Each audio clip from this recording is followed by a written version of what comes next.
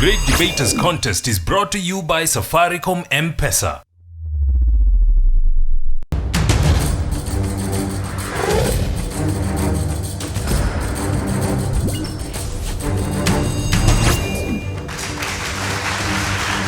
Hello and welcome to another great episode of the Great Debaters Contest. I am your host, Austin Nyambok. And I am Mariam Bishar.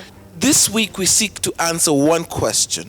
Should forced evictions be mandatory in order to ensure that African cities are well planned for growth and development?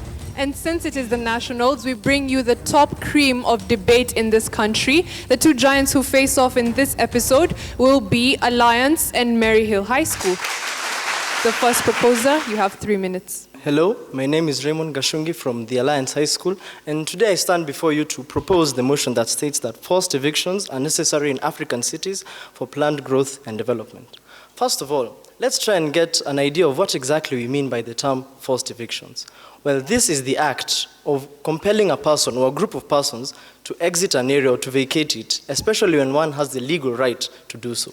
But what exactly do we mean when we say legal right? But let's talk about a few local examples. We have Syokimau and Runda in the past few years to pave way for the construction of the standard gauge railway and for the construction of the northern bypass.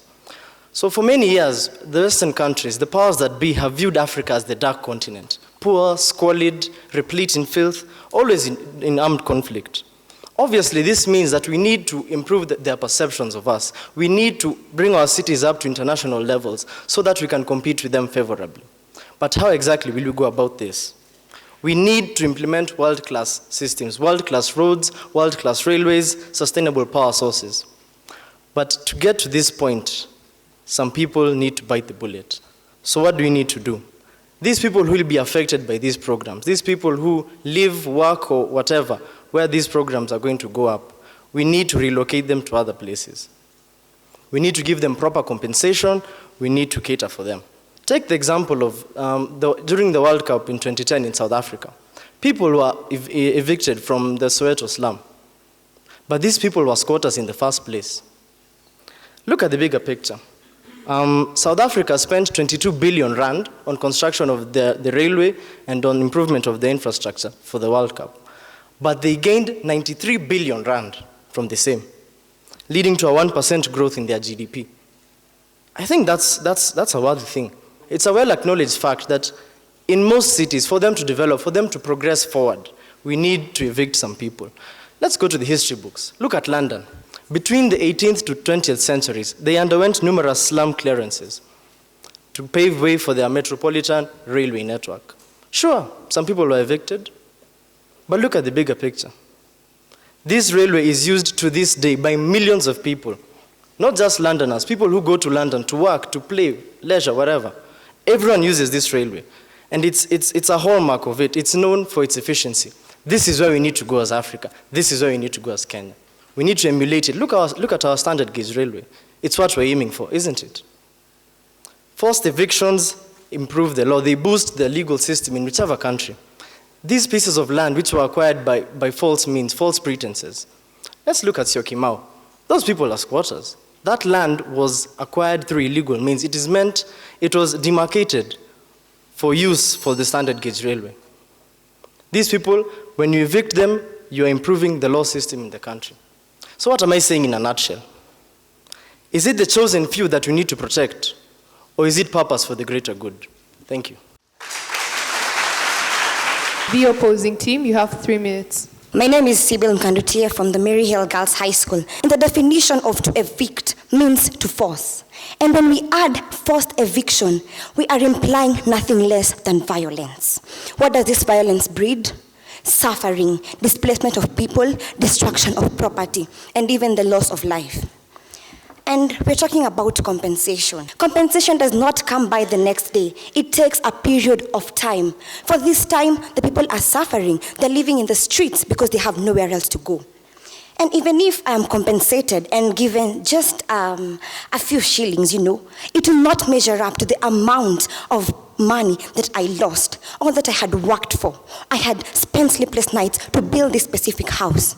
But it's all torn down in one day because of some development projects. If you look at these development projects, some of them do not even measure up to the kind of suffering we subject these people to. I'll give an example of a city in Nigeria known as the capital of Rivers State, where people, thousands, were evicted to create room for, guess what, a cinema that is supposed to only benefit the few who can afford it. What about these thousands of people do not get any compensation? This is from the www.theguardian.com in case you need to Google. What is even more amusing that I fail to understand is where we interfere with residential areas of these people to bring about this planned development and growth. Did you even know that 64% of Kenya is unexploited? Why don't we go to these lands, reclaim this land, and make good use of these lands? I'll give an example of what our country has done right now. As we speak, there's geothermal exploitation in the Menengai crater. But have you had any reports of any single person who has been evicted from some sort of city to create room for this development project? Yet we can see it is actually promising in the country's economy in the future. Isn't it a development project? It is. Have there been evictions? No. We should develop other areas for the sake of these people to move there. It's not by coincidence they're all congested in these cities. It is because of the opportunities that they find. Why not create these opportunities in their places to prevent them from moving? Why? Eviction is not necessary. Think about it. We'll now hear rebuttals from both teams, beginning with the proposers. You have 3 minutes. Greetings. My name is Sean from the Alliance High School. First of all, I'd begin by asking you a question. Opportunities in cities, yes, they're there. But must these opportunities be found in shanties? Must they be found in slums? We can rebuild them, we can force them out, then put them back in. We're not getting rid of the opportunities. We're just saying, please move out, let's develop this, give better opportunities. Number 2. Geothermal power is fully based on availability of land.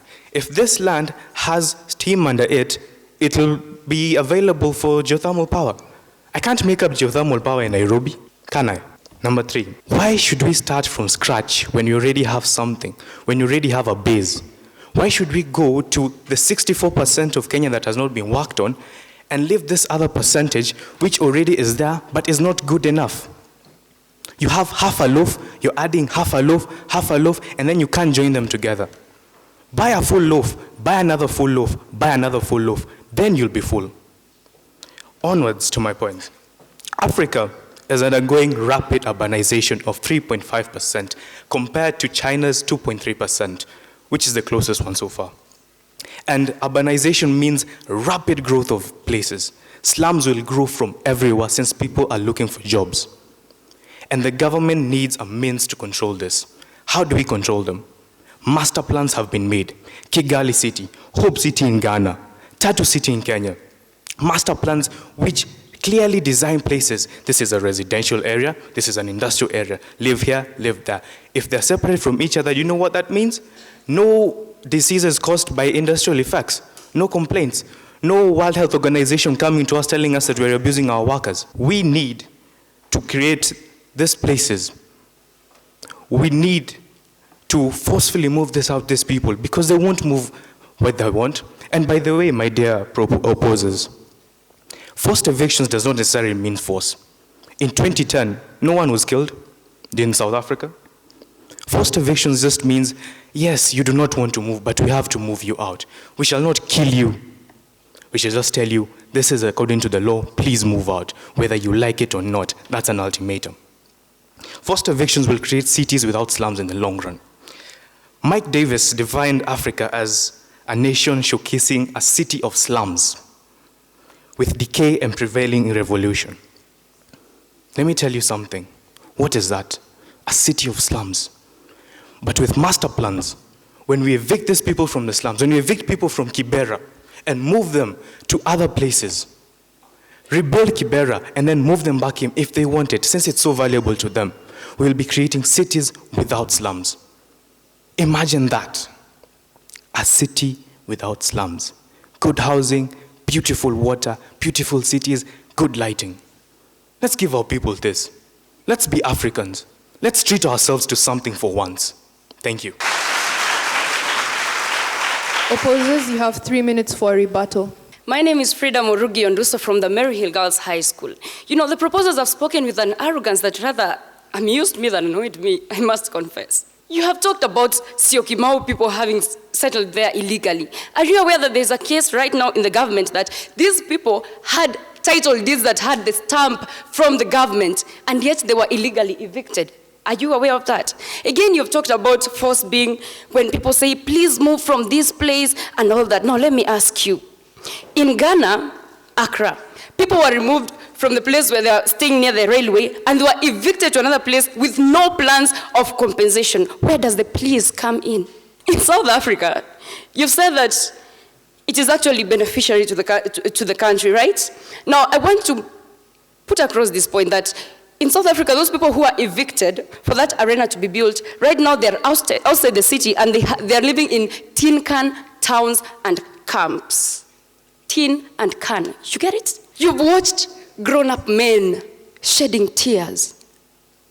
Every day you hear that the government wanted to come up with a certain plan, and therefore people had to be evicted. You've watched people get their rights being violated just because some few individuals wanted to benefit. Again, I want to ask the proposers, just, my friends, teach me the trick that you use so as not to hear the cries of the angry. Now show me the wax that you use to seal your eyes so that you do not see those people who walk around cities after demolitions of their property with empty looks on their faces. Now you tell us, if people get title deeds from the government, and the next day the government realizes that they need, the government realizes that, oh my God, we needed that land there, and yes, people, you have to move because the government wants to build a plan so that you can get employment. Yes, they get employment, but where do these people go to after that? The second proposer talked about, tried to insinuate that the opposing side is against development. We are not against development. Actually, we are for development, as long as that development is built for and around people, not profits. Come to think of it, you watch people being evicted, and then the next day, you're told to come, people, come one, come all, and watch a movie, maybe Love in London, because people were evicted and then a cinema was put up. Does that really make sense? I want the opposer to, I dare the proposers to come and tell us of a case whereby people were evicted and taken to another land, and then life went back to normal. I want to leave you with this, that a fool's worst enemy is himself. Know your rights. Let's go fishing, said the angler to the worm. Thank you.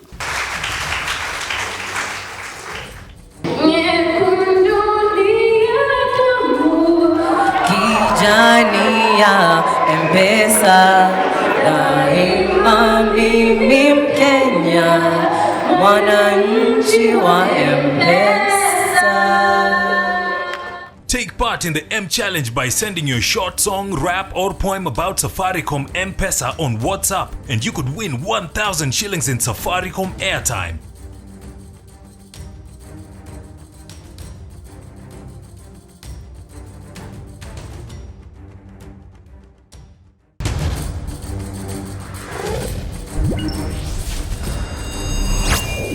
I'm Rachel Njeri from Maryhill Girls, and I'd like to take my questions to Alliance that you say that you're doing this to develop the country, it's good for the country and all that, but this is for the government, right? The government is for the people and by the people. You should think in a way that it will help those people, but just evicting them and telling them to get out so that you can build better houses, wouldn't that create a lot of riots, there won't be any peace in their country because people will just be out there rioting for their rights. And you can they were living in slums and shanties. How have you helped them in this land that is not occupied out there? So how are you helping the nation? You're going to create a lot of conflict. Thank you. And now for the opposers. Jessica Mwangi from Our Lady of Mercy Secondary School. My question is to the opposers. I think we shouldn't be afraid of the unknown. So would you rather have Kenya remain as a third world country or move on and develop? Thank you. We can have the third proposer respond. Greetings to all of you. My name is Kenneth Kirumba from The Alliance High School. Wanjeri, I will answer your question with another question. Have you seen the smiles of the people in Langata after they were built for new slums? No rioting, no deaths. They were built for new apartments, sorry. No rioting, no deaths. Everyone is happy. There's electricity, there's piped water. What more could you ask for? I'll give you an example of Singapore. What Singapore did was it built around the slums, relocated those people to those buildings, then built where the slums were. That is where we really want to go. Forced evictions would pave the way to build eco-cities. Overcrowded, overrun buildings would have to be demolished, and architectural marvels would be made that not only don't waste energy, but they are efficient, and some, like where we are standing now. Did you know that Strathmore not only produces its own electricity, but it sells some to the Kenya Power Limited through their solar panels? I don't think you knew that. So this is where we want to go as a country. This is what we want to do, to bring development to the people. These issues about that the poor will not have, they will not be included after these evictions is purely a lie. What will happen afterwards? There will be recreational facilities made, parks that will be open for all. And it doesn't provide enjoyment only, but also employment. People will have jobs. So the question is, do we want a few people to continue living in the mess that they're living? Or do you want growth for not only investors, foreign investors, and the people who are living inside? Thank you. We'll now have the third opposer. You may respond to the audience. The first question was on development. Let me give a short analogy of an egg. Look at an egg. If you exert force from outside, what happens to the egg? It breaks. But force from within, there is life. We are not against development. We are saying, do not evict these people. Assist them. Help them. He just said that he just passed by the Kibera slums. He saw children who do not know the meaning of education. Evicting them will not solve the problem. It will create another one. Assist them. Get them proper housing. The assumption that development and the rights of the poor to adequate land and housing are in conflict, it is a dangerous myth. It is a myth that tends to be sustained when decision-making is undertaken in a top-down and authoritarian manner by planning elites in government and international institutions. Take, for instance, if we relocate the people who are living in Kibera and take them to God knows where, then we put up an industry. Are we really thinking about these people? What they are going through?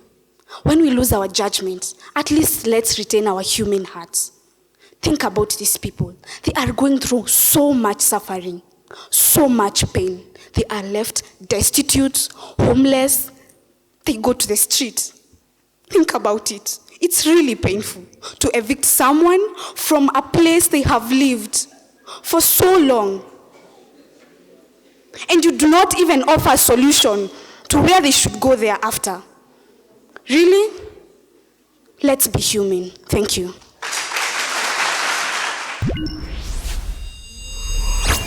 The question in this particular debate is, or the most important thing is, if you build a case, ensure that you pursue it to a logical conclusion. Don't start something, and then you reach midway, you drop it. You will not win a debate in such manner. Allow me to talk to Alliance boys because it featured a lot in the course of your presentation, beginning with Raymond, that we should do forced eviction because it will lead to the building of world-class roads and railway lines. My question is, to what end? Of course, the audience may know why, but I expect it to come from you, that the reason why we want world-class roads is not basically for prestige purposes, but it's for development. The same applies to Sean. I think you're a good debater. You raised a couple of issues, which I agree with. And you raised the issue of it will create cities without slums. And the question is, how many people can afford those particular houses that are built? And that's when Kenneth came in with the issue of houses built at Langata. and that people have moved into those particular houses. And I think one of you made mention that you've been to Kibera, and I think you've not been to Kibera. Those people who have moved into those particular houses, are they the residents of Kibera slum, or they have come from elsewhere to occupy those particular houses? Because the residents of Kibera cannot afford those particular houses. When building a case, we want you to perfect your examples, try to sharpen your debating skills. So to the boys, it was a fairly good presentation. Not really fairly good, I'll say fair, in the sense that it was not a case that was built and then followed up. If there was a way that you defined growth and development for us, apart from just infrastructure and all, then we would have understood you more. Maryhill Girls, you never disappoint. Mukandutie, I love your name. Good. You're very confident as well, and you start us off well as a fast speaker. Frida, the same way, convincing, you're very energetic and engaging. I mean, you capture our attention. One of the things that I did not hear from the two teams is what is the mark of growth and development? You know, and the moment that you're able to then demystify that, then it makes it a lot easier for you to convince, either to propose or oppose the motion. When you talk about African cities, for us in Africa, is the mark of development and growth railway lines and world-class roads. By whose standards? In a continent that, you know, we are still trying to ensure that every child has access to medical care, every child has access to education. In a continent where, you know, we are grappling with Ebola right now. You know, so when you talk about development and growth in Africa, by whose standards are we gauging what is development and what is growth? My last question is, forced evictions by who? Okay, is it by government? Is it by private developers? And all these questions, you know, are things that we need to consider if we are to debate the motion appropriately. But all the best to the two teams. Lions High garnered 67.4%. Give them a hand. And the ladies from Maryhill had 74, making them all winners. Well, we still know that it's still a numbers game, so not all is lost. And from us at the Great Debaters Contest, I am your host, Austin Nyombok. And I am Mariam Bishar. We'll see you next time.